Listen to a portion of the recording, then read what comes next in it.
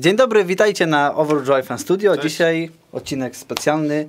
Mamy dzisiaj gościa, Darek Wawrzyniak. O nim parę słów. O nim parę słów już za chwileczkę. Dzisiaj sobie porozmawiamy z Darkiem o muzyce, o zespole Queen i o tej gitarze Harley'a Bentona BM75 stworzonej w oparciu o pewną znaną gitarę, a już wszystko za czołóweczką, która nastąpi już w tej chwili.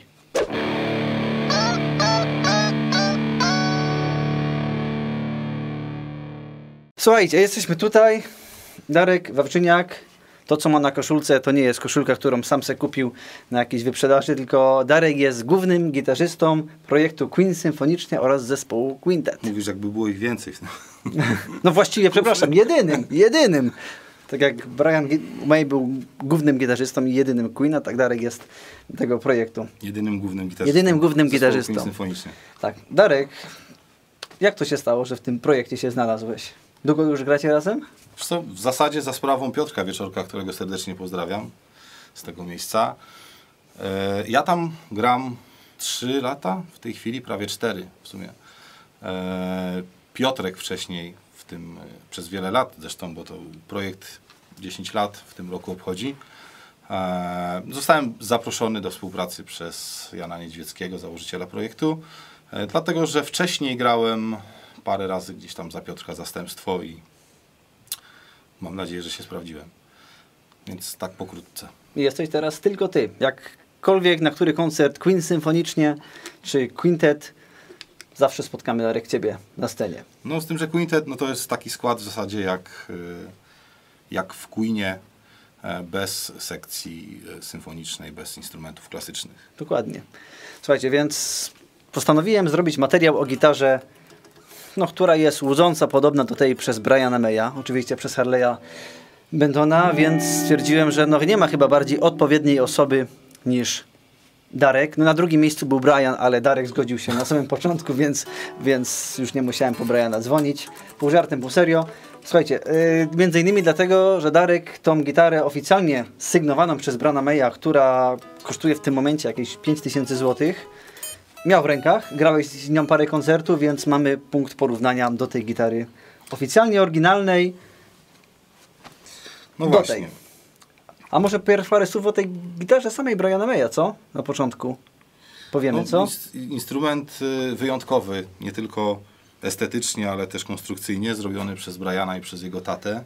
Jedyny na świecie chyba, właściwie taka gitara, o której się tyle mówi. W dużej mierze zrobiony z dostępnych w domu materiałów, jakieś sprężyny od motoru, do mostka tremolo, guziki. Jakąś kłodę od starego kominka i tam chyba z niej gryf zrobili, z tego chyba co pamiętam. Stół bukowy, jeżeli się nie mylę. Czy dębowy, jakiś coś. Guziki. Sprawdzimy to. A guziki od bodajże jakiegoś ubrania mamy Briana były chyba jako markery progów gdzieś zrobione, tak? Znaczy tutaj na postrunicy. Postrunicy. Tych kopii nawet jakieś firmy próbowały robić, nawet coś tam Brian May akceptował, ale to Brian May przez całe swoje życie grał na tej właściwie jednej gitarze. Miał jakieś zamienniki. Chyba do tej pory zresztą cały czas na niej ma gra. jakieś wykonywane przez zaprzyjaźnionych lutników. Ale w którymś momencie podjęli jakby próbę sprzedaży pod własną marką jako Brian May Guitars. I chyba tak jak Paweł wspomniał, w granicach 4-5 tysięcy obecnie ten instrument kosztuje. Z tym, że jest to instrument wykonywany w Korei, z tego co pamiętam. Natomiast oczywiście nasz Harley Benton, który zalewa nas swoimi wersjami Stratocasterów, Telecasterów i wszystkich innych cud, wrzucił również to. Gitarę, która kosztuje w tym momencie 300 euro, czyli to jest jakieś 1400 zł, czyli jest 4-krotnie tańsza od tego wyjściowej gitary. Robiona w Indonezji bodajże. Tak jest. Ma parę różnic w stosunku do tej oficjalnej kopii Briana Maya, o tym zaraz Darek też wspomni. Najważniejsza chyba różnica odczuwalna dla gitarzysty to jest menzura, ponieważ Brian gra na stosunkowo krótkiej menzurze 24 cale. 24. To takie typowe 9 czy 10 wydają się być naprawdę makaronem pod lewą ręką. O tyle tutaj poszli w menzurę PRS-owską, czyli 25 cali. Instrument jest trochę twardszy na tej samej grubości strun. w porównaniu do oryginału. No i tak, oryginał ma próg zerowy, którego tutaj nie mamy. Oryginał ma również komory rezonansowe, które w tym miejscu w zasadzie jedną na pewno jesteśmy w stanie usłyszeć, obstukując instrument. Harley jest instrumentem w całości wykonanym z litego drewna. Tak, to jest machoń. Jest różnica. To jest machoń. Podstrunica to jest ten ichniejszy amarant. No i tutaj to rozwiązanie. Brian May używał przeciwfazy i miał 6 przełączniczków bodajże, tak? Znaczy, 3 przełączniki służyły do aktywowania każdej z przystawek i 3 dodatkowe do zmiany fazy każdej z przystawek. Tutaj jakby producent poszedł troszeczkę w tą część jakby wygody eksploatacji, czyli mamy możliwość przełączania w standardowy sposób, jak w każdym stracie, czyli mamy mostkową przystawkę, 2 razem, środkową, 2 razem i gryfową. Ale żeby trochę jednak nawiązać do oryginału i chociaż częściowo móc zbliżyć się do tych specyficznych brzmień Briana, dodali tutaj możliwość zmiany fazy każdej z przystawek. Tak jest. Natomiast nie możemy tutaj wybrać sobie w takim razie barwy skrajnych przystawek, prawda? No nie możemy, ale myślę, że w kontekście prawdziwych fanów Queen to specjalnie nie ma znaczenia, dlatego że Brian w zasadzie najwięcej korzystał z 2 brzmieni. Było to brzmienie tych 2 przystawek, które w późniejszym okresie było używane jako w połączeniu szeregowym, czyli nie tak jak w stracie jest równoległe. I ta część tutaj też jest zrealizowana inaczej, o tym trzeba pamiętać. Plus w solówkach takich jak Bohemian Rhapsody i prawdopodobnie solo w I Want It All również zagrane na tych 2 przystawkach w przeciwfazie. Stąd jakby ten taki charakterystyczny pisk pod spodem. Zresztą może spróbujemy pokazać o co chodzi. Tak? Czyli mamy normalne brzmienie 2 przystawek razem, środkowej i gryfowej.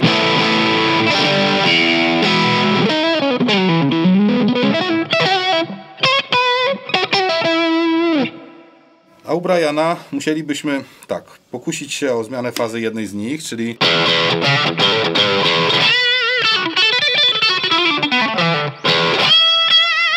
od razu nam się robi taka dość nieprzyjemna szpilka w ucho i chudsze to brzmienie, ale Brian też rekompensował to obcięciem wysokiego pasma.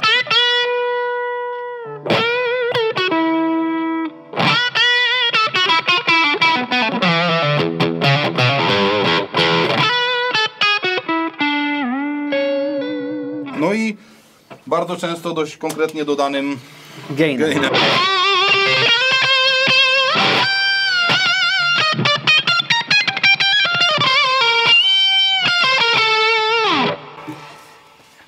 Ja wychodzę.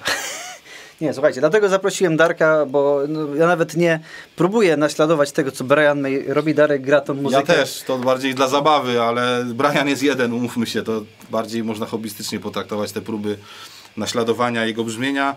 Bardzo charakterystycznego, telefonicznego, bardzo często zresztą, zacznijmy od najważniejszego, Brian zamiast kostki przecież gra monetą, którą tu mamy podziękowanie dla jednego. Pokażemy. Weź zbliż może. O ile wyostruje się. Jak nie, to wrzucimy zdjęcie. Robimy przebite najwyżej. Brian generalnie gra monetą, 6-centówką. I muszę przyznać, że to też jest wyzwanie, bo o ile człowiek przyzwyczajony do trzymania kostki pod kątem, jak wielu gitarzystów robi,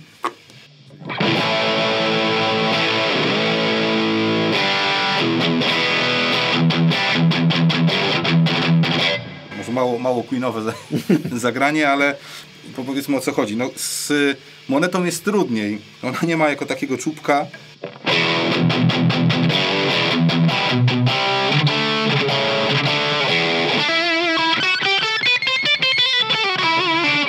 Może stąd też te brzmienia w sumie u niego.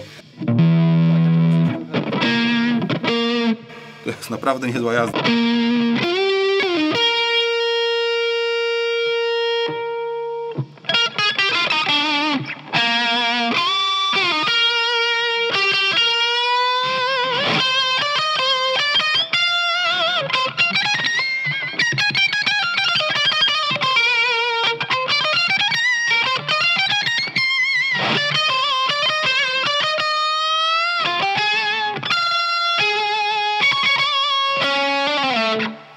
Gwarantuję, że jest to przygoda, wbrew temu, co się może wydawać, jest to wyzwanie granie tą monetą, więc pozwolimy jej na razie spocząć. Tak jest. A wszystko wzięło się od najprawdopodobniej biedy Briana, który no, nie miał kostki, więc grał monetą.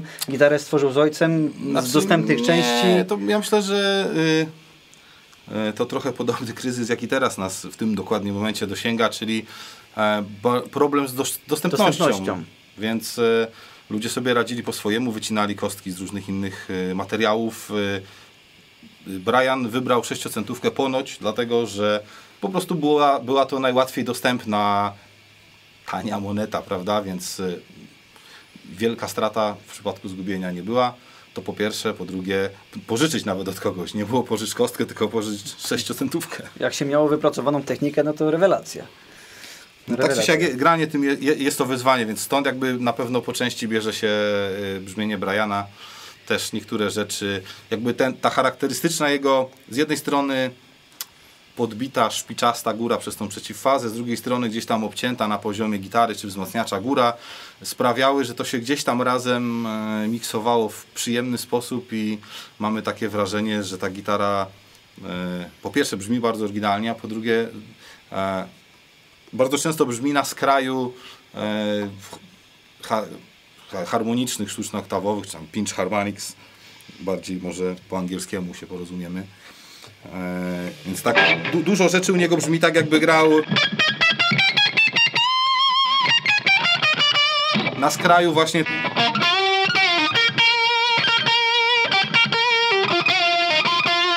Tylko że ja teraz to próbuję zrobić korzystając z techniki pitch harmonics, a Brian po prostu ma to właśnie spróbuję powtórzyć przez tą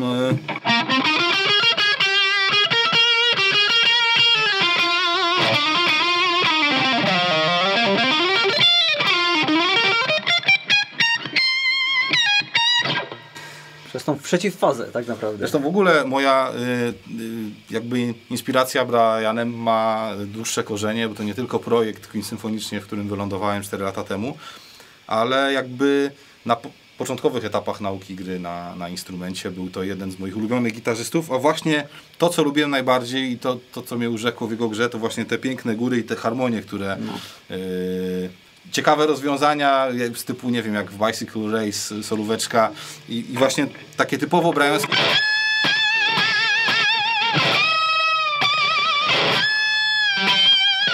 Te wszystkie góry, które on tam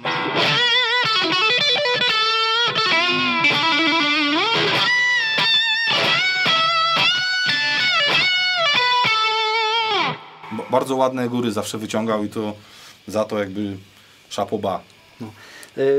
Darek, tak naprawdę jesteś gitarzystą, no naprawdę z półki pro, prowadzisz też kanał na YouTubie, nagrywasz materiały edukacyjne na cały świat, grasz setki koncertów, w rękach miałeś setki gitar, jak już nie pod 1000 podchodzi, znasz ich budowę, zajmujesz się czasami w ramach przyjemności tym.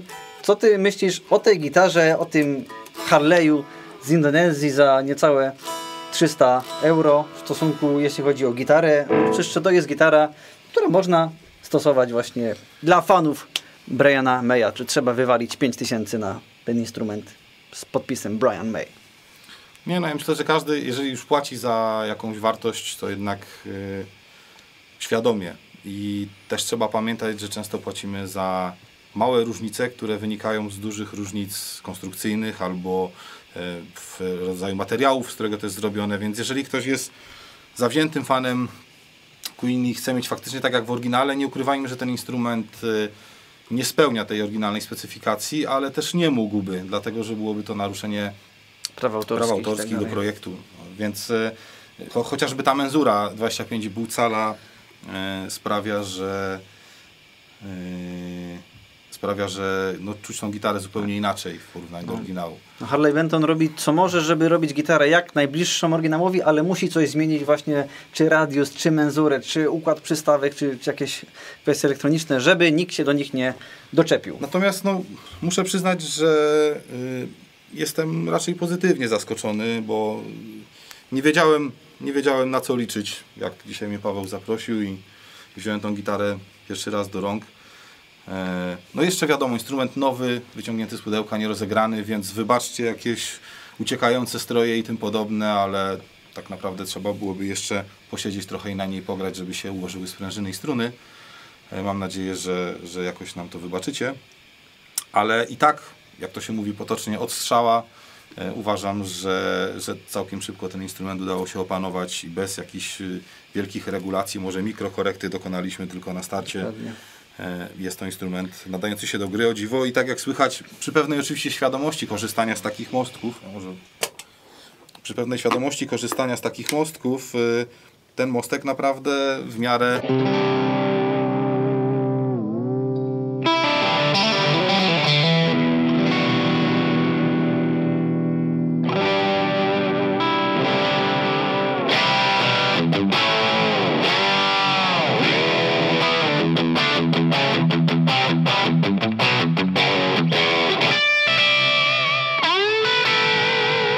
Wiadomo, że nie jest to rodzaj tremolo do robienia dive bomb i innych dimebagowych tematów, ale w zupełności wystarczający do tego, żeby takie lekkie stratowe vibrato uzyskać, albo do tego, co jest potrzebne do zagrania w Queen. No tutaj może...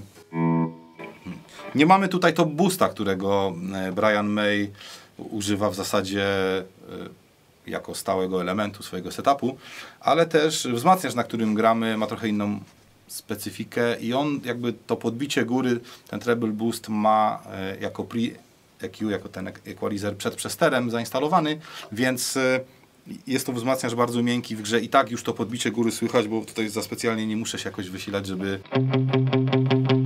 było chrupiąco, prawda? Przy minimalnym wysiłku.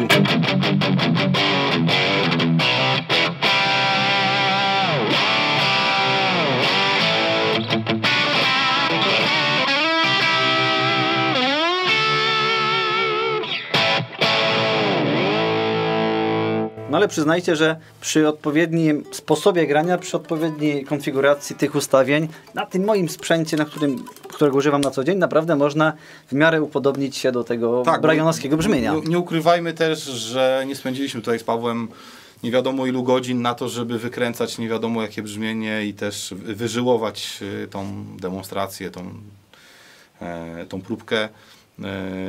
I żeby się zbliżać do brzmienia Briana, ani też żeby to nie wiadomo jak pora zabrzmiało. Po prostu poświęciliśmy chwilę na to, żeby we w miarę podstawowym zakresie to urzeźbić i też trzeba mieć na to jakby poprawkę. Nie zwoziliśmy specjalnie Voxa C30, ani też nie pożyczaliśmy gratów, których używa Brian. Po prostu pokazujemy, jak każdy przeciętny użytkownik, który ma jakieś dostępne w tym momencie graty w domu, jest w stanie na tym sobie zabrzmieć. Tak jest. Gramy na Laneyu IRT Studio i na kolumnie Blackstar, mikrofonie Shure SM57, czyli na tych moich zabawkach, z których korzystam na co dzień. Tylko cała magia to są ręce Darka oraz ta gitara. Oraz teksty Pawła. Oraz moje teksty. Darek, zagrałbyś koncert na tej gitarze? Nie, ale nie dlatego, że to Harley Benton. To w zasadzie niedokończona część mojej odpowiedzi o przygodzie z oryginałem, za którą bardzo dziękuję Przemkowi z Kielc. Pożyczył instrument na jeden z koncertów. Chciałem się przekonać, jak w praktyce to. No i ja myślę, że to trochę tak samo jak, nie wiem, z obuwiem. Po prostu jednemu wygodnie w takich butach, drugiemu w innych i tak samo było z gitarą. Dla mnie niestety kilka rzeczy w tej gitarze, jakby w samej konstrukcji, które pasują najwyraźniej Brianowi, nie przypasowało mnie. Chodzi mniej więcej o to, że w oryginale ta gitara nurkuje, czyli gryf leci w tą stronę niestety. Dość szeroki pasek jest potrzebny i najlepiej podszyty od spodu, żeby jakoś na ubraniu się ta gitara zawieszała. Tak było z egzemplarzem, na którym grałem, ale podejrzewam, że to jest wada modelu ze względu jakby na punkty zaczepu paska i ze względu na to, że oryginał jest, tak jak wspomniałem, komorowany, więc ten korpus go tak mocno nie dociąża, no i niestety leci. Tutaj można w tym akurat aspekcie powiedzieć, że to jest jakaś mała przewaga. Tak? Ten aż tak bardzo nie nurkuje, przez to, że ma 25 cali, gryf wydaje się trochę bardziej znajomy, tak można powiedzieć, bo przy 24, no tak jak wspomniałem, struny trochę bardziej makaron pod palcami. Jeżeli chodzi o przewagę też użytkową, jeżeli lubimy bardzo Queen i Briana Maya, a chcemy tej gitary używać do innych grań, nie ukrywajmy, że ten przełącznik 5-pozycyjny, tradycyjny, to jest przewaga. Jest dużym plusem, bo jednak aktywowanie 2 przystawek naraz, gdzieś plątanie się między tą wajchą, żeby zyskać dostęp do przełączników, jest jakimś kłopotem, który tutaj odpada, bo te zmiany faz robimy raczej między utworami, więc to nam nie przeszkadza, a tu możemy bez problemu aktywować 2 przystawki naraz. Także to jest na pewno na plus. To rozwiązanie jest podobne, czyli głośność i barwa tonu wysunięte mocno w prawo. Czy to jest wygodnie, czy nie, to jest kwestia bardzo indywidualna. Natomiast tak, no tu jest już tradycyjny mostek Wilkinsona, dobrze pamiętam? Czy jakaś kopia a la Wilkinson? Sprawdzimy to jeszcze profilaktycznie. Sprawdzimy, natomiast w oryginale był Wilkinson z tego co się wydaje. Nie chcę też bajek pisać, wszystko napiszemy, umieścimy informacje na wideo. Natomiast no, w oryginale to w ogóle jest konstrukcja niepowtarzalna, bo zrobiona, tak jak mówię, przez Briana, jego tatę. Tam legendy głoszą, że sprężyna od motoru jakiś nóż kuchenny. Użyta, tak, jakiś nóż kuchenny. Także cudawianki, jak to się u nas mówi. Tutaj jest po prostu tradycyjny mostek typu two-point. I podobnie jest też w autoryzowanej wersji Red Special, czyli też mamy dwupunktowe tremolo przypominające Wilkinsona. Tam to jest chyba po prostu oryginalnie Wilkinsonem. Natomiast ciekawostka jest jeszcze w przystawkach, bo Brian May dość dużo zamieszania narobił w kwestii połączeń tych przystawek i tak jak wspomniałem, 2 brzmienia, które on najczęściej używa, to tak naprawdę te 2 przystawki w przeciwfazie i ta przystawka z tą przystawką połączone szeregowo. Takiego połączenia, na moją wiedzę, tak na szybko analizując, za bardzo na przełączniku 5-pozycyjnym bez dodatkowych obwodów, czyli bez mega switcha, czy bez dodatkowego mini switcha gdzieś obok, nie da się uzyskać tej zmiany, że możemy mieć tradycyjny układ i nagle tutaj w tej pozycji szeregowo połączone te 2 przystawki. Dlaczego szeregowo? Dlatego, że mamy redukcję brumu, mamy bardziej skompresowane brzmienie, mniej góry, więcej środka, no i mamy wyższy poziom sygnału. Czyli mówiąc inaczej, z tych 2 przystawek można zrobić prawdziwego humbuckera. Mało tego, w tym układzie mamy dokładnie tak jak w Stracie. Ja nie wiem, czy gdzieś tutaj zostawiłem na wierzchu, ale chyba nie. Sprawdzaliśmy z Pawłem kompasem, w jaki sposób są skonfigurowane magnesy tutaj. I tutaj mamy środkową przystawkę nawiniętą odwrotnie i polaryzacja magnesu również odwrotnie, czyli dokładnie tak jak we współczesnych Stratach. Natomiast u Briana w oryginale ta przystawka jest odwinięta, bo on ma przy mostku jest odwrotna, więc razem przystawka, która ma odwróconą fazę i odwróconą polaryzację magnesu w stosunku do środkowej tworzą humbuckera szeregowo połączone, ale dzięki temu w momencie, kiedy on te 2 przystawki łączy w przeciwfazie, czyli odwraca fazę jednej z nich, to tutaj ma też delikatną redukcję brumu. Więc tak to sobie spryciarz wykombinował i tak nie było ani w Red Special, które miałem pożyczone, ani nie ma w tej gitarze. No ale też ciężko się dziwić. Może być kolejna rzecz objęta patentem. Dokładnie. Słuchajcie, uważam, że gitara i tak jest całkiem niezła. Zobaczcie, to jest różnica. Ja bym wam powiedział, że spoko, mi się podoba i tak dalej. Darek ma ogromną wiedzę na ten temat i dużo wam ciekawych rzeczy. On się cały czas uczy. No co, jak się człowiek tym jara, to się cały czas uczy. No. Tak. Poznaje, chętnie weźmie coś nowego do ręki, zobaczy w ogóle jaki start. Ale to jest bardzo dobry punkt startu. Naprawdę nie jest to film sponsorowany. Oczywiście. Nie jest sponsorowany. Nie, dodałem ci szklankę wody do picia. Tak, dobrze. Za szklankę, w tych trudnych czasach, za szklankę wody powiem coś dobrego o tej gitarze. Tryknijmy się. Nie wiem, czy to już nie przekracza jakichś granic. Więc powiem tak, pozytywne zaskoczenie, bo z takich rzeczy, które mogą was interesować, jeżeli jesteście osobami, które faktycznie chciałyby na takiej gitarze grać, a raczej ją mieć, to tak, krawędzie progów, dobrze wykończone, zaokrąglone, nic tu nie odstaje, co wcale nie jest oczywiste w gitarach w tej kategorii. Korony progów są na tyle dobrze wykończone i wypolerowane, że nie odczuwam jakiegoś dyskomfortu związanego z piłowaniem po tym. Gdzieś tam na pojedynczych progach nie jest źle, jest bardzo przyzwoicie. Za te pieniądze to uważam, słychać, to nieważne, ważne to, co czuć. Progi też nie są to jakieś progi vintage tol, jak to w niektórych gitarach starszego typu, których ja prywatnie bardzo nie lubię. Tu jest taki typowy próg medium, prawdopodobnie w niektórych specyfikacjach w sklepach internetowych nawet by to ktoś może nazwał medium jumbo. To też jest temat dyskusyjny. Natomiast fajne, w miarę duże progi, to jest kolejny plus. Nie musiałem dzisiaj ruszać krzywizny gryfu. Jest to gitara wyjęta prosto z pudełka.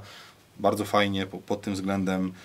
Kwestia akcji strun. Pamiętajcie zawsze, że przy zakupie instrumentu ten instrument jest ustawiany uniwersalnie, bo wy możecie chcieć grać szybkie przebieżki na sportowo, ale ktoś inny będzie bardzo mocno grał, nie wiem, akordy w pierwszych pozycjach i będziecie mieli różne oczekiwania, więc ludzie w sklepach wariują, żeby wam jakoś te oczekiwania spełnić, sprostać, ale najlepiej zawsze gdzieś tam jednak albo samemu, albo udać się do osoby, która się tym zajmuje i dać tą gitarę po prostu przystosować do własnych potrzeb. Ja w tej odrobinkę obniżyłem akcję strun, ale to też dosłownie był włos, żeby grało się mi troszeczkę bardziej podobnie do tych instrumentów, na których gram na co dzień i przyznam szczerze, że naprawdę obawiałem się, że jak zaczniemy dzisiaj kręcić tą wajchą, to że nie będziemy w stanie nic nagrać, bo będziemy musieli za każdym razem, kiedy jej dotknę, robić jakiś korektę, stop, cięcie i nagranie od nowa. A tu się okazuje, że na tyle poprawnie to działa, że słyszycie tam jakieś drobne niestroje, gdzieś tam na moment struny uciekają, ale tak jak w normalnym vintage tremolo, tak jak słychać, da się to na tyle wyprowadzić, że jak ruszę wajchą z powrotem, to jak pociągnę, uciekło. Więc da się to opanować i pod tym względem też szacun. Z takich rzeczy, które mi właśnie nie odpowiadały też w tej gitarze, z tej perspektywy, że na co dzień uważam się w tej chwili przynajmniej trochę bardziej za stratowca, choć wiem, że może nie bardzo to widać gdzieś w moich nagraniach, bo akurat zupełnie innego instrumentu używam w Queen symfonicznie.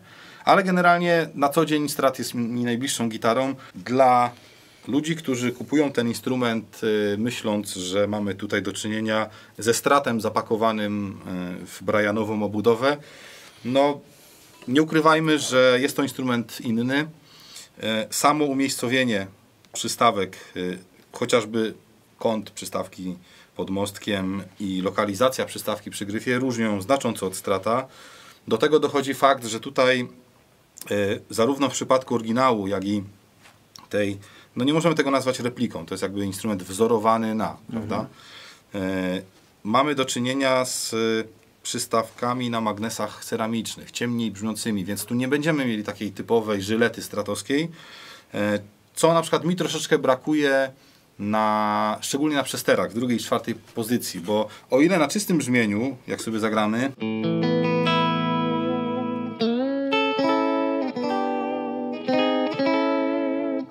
to tej górki nie brakuje.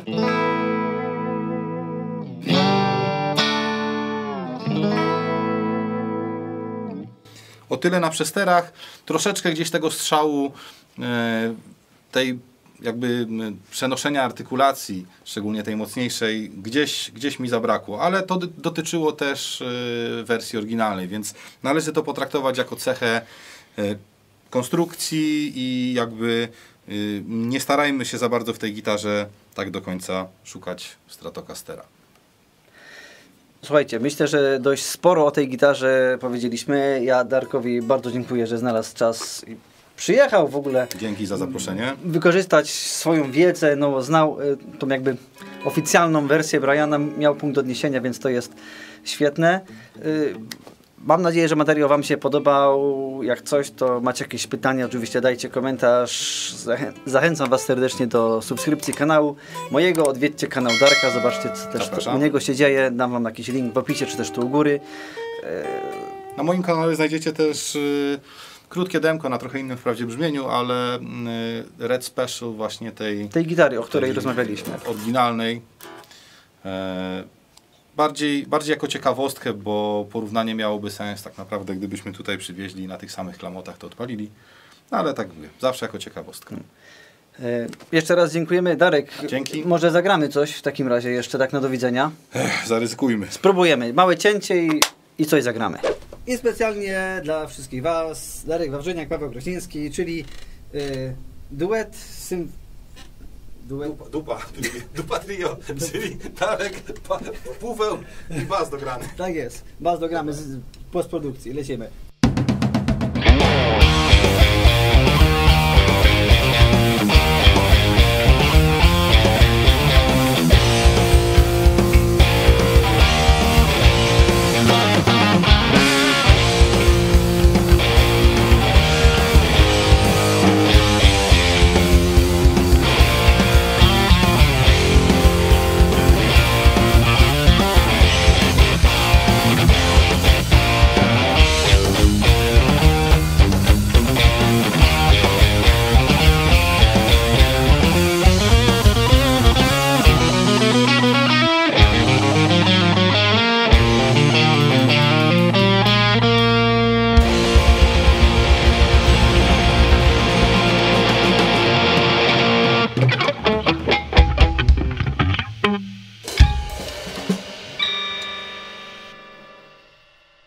Dziękujemy Wam serdecznie. Jaka brytwanna, taki Queen.